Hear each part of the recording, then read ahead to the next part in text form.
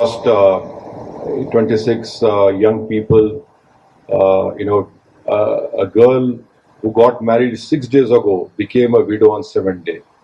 So these are all tragedies which we have been facing.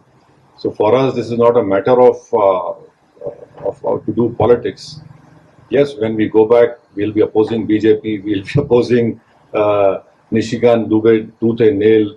But here, this is a matter of security of our country, integrity of our country, and we would request the Kingdom of Saudi Arabia also that you have faced terrorist acts in May 2003 and 8 years ago at Aramco, and so we hope that, and also you know very well that the Ulema Council of Saudi Arabia have given a fatwa against terrorism. In that fatwa, they have clearly stated that financing of terrorism, you're a complicit in the terror act. We hope that the Kingdom of Saudi Arabia has stood with us, and we are proud of the relationship which we have with Kingdom of Saudi Arabia. There are 2.7 Indians who are living over here comfortably, and they are part of descent around about 6% of foreign exchange to India. There are many Indian companies who are investing in India. The bilateral trade is to the tune of $49 billion. I hope it increases. We are hoping that this relationship will be more prosperous, will be strengthened. We have a strategic relationship with Kingdom of Saudi Arabia. We have done naval exercises together. Our armies have done exercises together. And His Highness the Crown Prince, when he came to India in 2019, had stated that they will be investing around about $100 billion in India.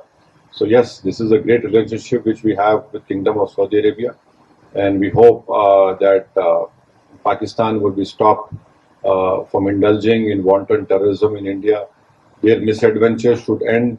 It is not good for them also, because let me tell you very frankly that people of India are sick and tired of this terrorism being perpetrated by Pakistan, and Pakistan's deep state and military, and in fact, in Riyadh, you have the Islamic nations ICMTC over here, and so it's an additionally very important that we stop Pakistan from what it is doing.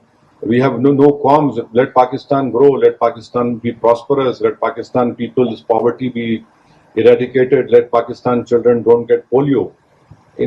But unfortunately, as someone had rightly stated, that every country has an army. The Pakistani army has got a nation now.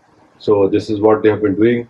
I hope that whatever our delegation has met His Excellencies in our visit of today and yesterday and tomorrow also, we hope that a positive response would be there. And so this is what we have been trying to impress all of you, and we require your support.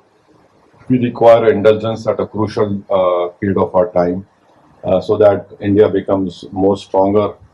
And a stronger India is not threat to anyone. And Pakistan is a threat to their deep state, is a threat to humanity. So these are a few words I had to say. Thank you so much for allowing me to say what I have to say. Thank you.